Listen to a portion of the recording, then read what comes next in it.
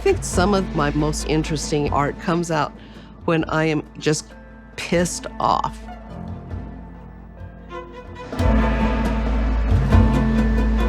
Environmental issues have been a theme throughout my life. And our addiction to fossil fuels has very serious consequences for the entire globe. Climate change is depressing. It's scary. It's terrifying. But artists must be leaders, and leaders must be artists. Clay transmits all of my feelings. If a person is drawn in by a piece of my art, maybe the story I'm trying to tell about climate change will reach them.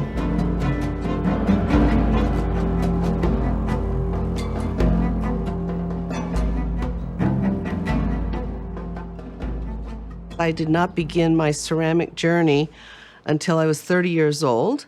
I had a career prior to that as a teacher, and I decided to enroll at Otis College of Art and Design Extension ceramics classes. You want this blended in, huh? Yeah. I had no art background when I arrived at Otis. Zero.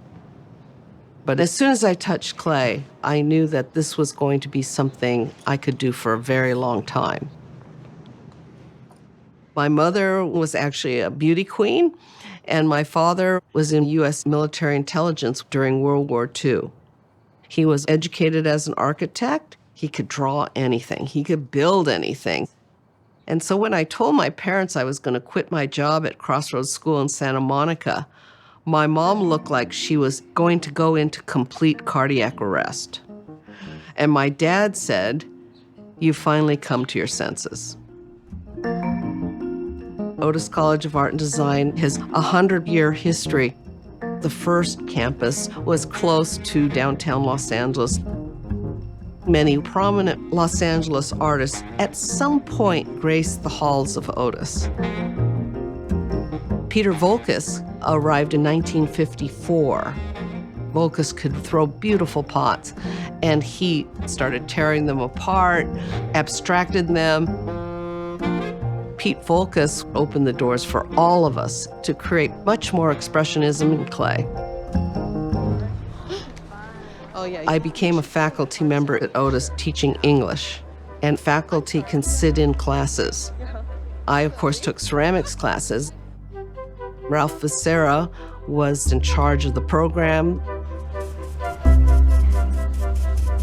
He taught us so many technical skills, from glaze chemistry to plaster mold making to potter's wheel, hand building, slab building, coil building.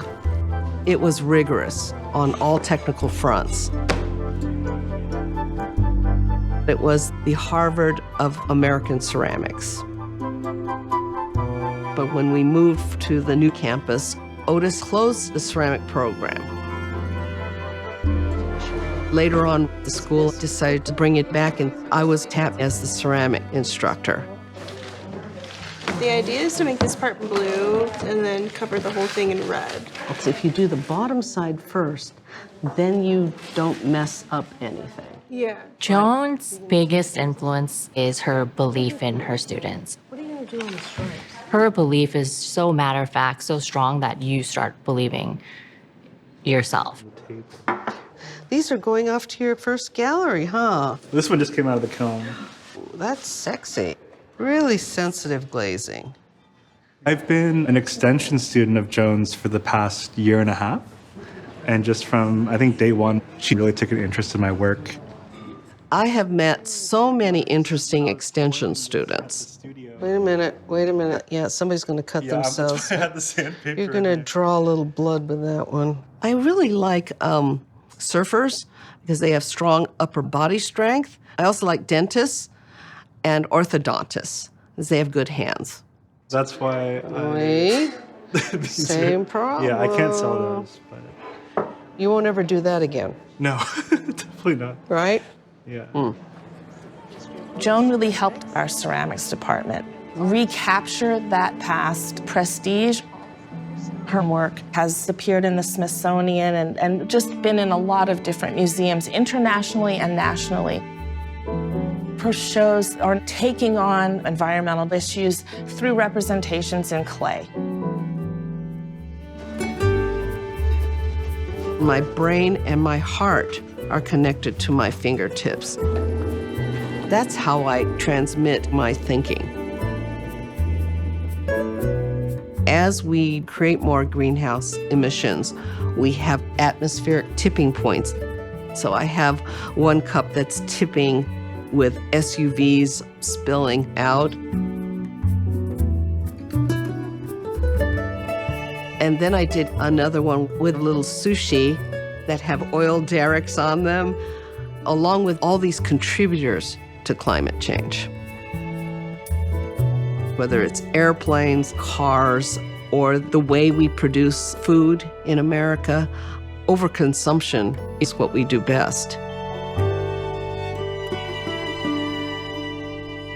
About 2009, one of my students came back from Christmas vacation with a bag full of bleached coral. And she gave me a few pieces and she said, "These are all over the shores of Guam, and our coral reef is sick." And she said, "What used to be the colorful coral is now just turned white, breaking apart and landing on our beaches." The warming oceans are creating bleaching events.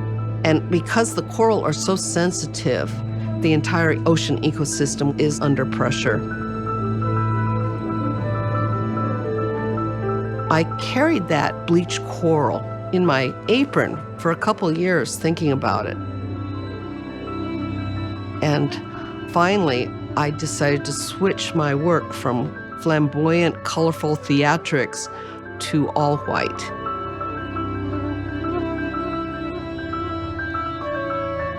I started thinking of the bleached coral events as the canary in the coal mine, warning us of climate disaster.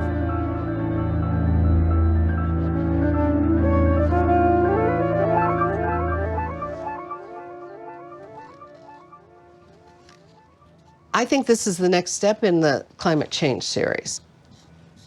It's called Water Warrior, and it is about the future issues of rising sea levels, but also of potable water for people.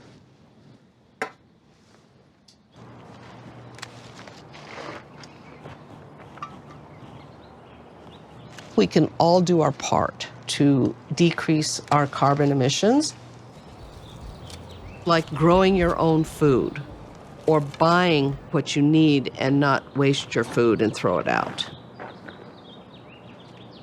We can avoid climate disaster, and artists can translate the science so that everyone can understand it.